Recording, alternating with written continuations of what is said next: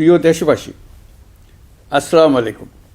জুলাই গণ অভ্যুত্থান জাতির ইতিহাসে এক অসাধারণ অর্জন।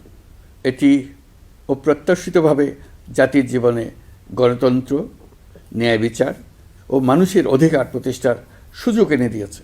এই লক্ষ্যে আমরা এর মধ্যে বেশ কিছু সংস্কার করেছি।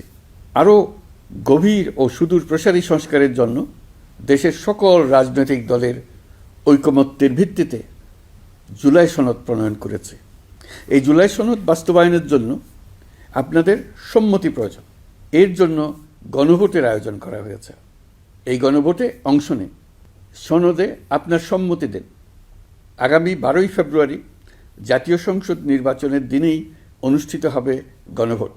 গণভোটে আপনি হ্যাঁ ভোট দিলে বৈষম্য, শোষণ আর নিপীড়ন থেকে মুক্ত হবে বাংলাদেশ। গণভোটে হ্যাঁ ভোট মানে তত্ত্বাবধায়ক সরকার ও নির্বাচন কমিশন গঠনে সরকার ও বিরোধী দল একসঙ্গে কাজ করবে।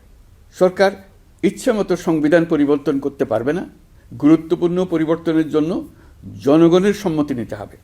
এতে আরও বলা আছে, বিরোধী দল থেকে ডেপুটি স্পিকার ও সংসদের গুরুত্বপূর্ণ কমিটির সভাপতিরা নির্বাচিত হবেন।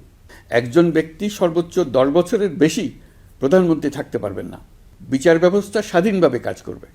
সংসদে নারীদের প্রতিনিধিত্ব বাড়বে। ক্ষমতার ভারসাম্য রক্ষায় পার্লামেন্টে একটি উচ্চ কক্ষ গঠিত হবে। আপনার মৌলিক অধিকার আরও সুরক্ষিত হবে। রাষ্ট্রভাষা বাংলার পাশাপাশি অন্যান্য জাতিগোষ্ঠীর ভাষাও সাংবিধানিকভাবে স্বীকৃতি পাবে। দণ্ডপ্রাপ্ত অপরাধীকে রাষ্ট্রপতি ইচ্ছেমতো ক্ষমা করতে পারবেন না। সব ক্ষমতা একজন প্রধানমন্ত্রীর হাতে থাকবে না। এবং এরকম আরও কিছু গুরুত্বপূর্ণ প্রস্তাব এর মধ্যে রয়েছে। আমি আপনাদের সকলের প্রতি আহ্বান জানাই, আগামী নির্বাচনে গণভোটে অংশ নেন। রাষ্ট্রকে আপনার প্রত্যাশা মতো গড়ে তোলার জন্য হেঁতে সিল দেন। নতুন বাংলাদেশ গড়ার চাবি এখন আপনার হাতে।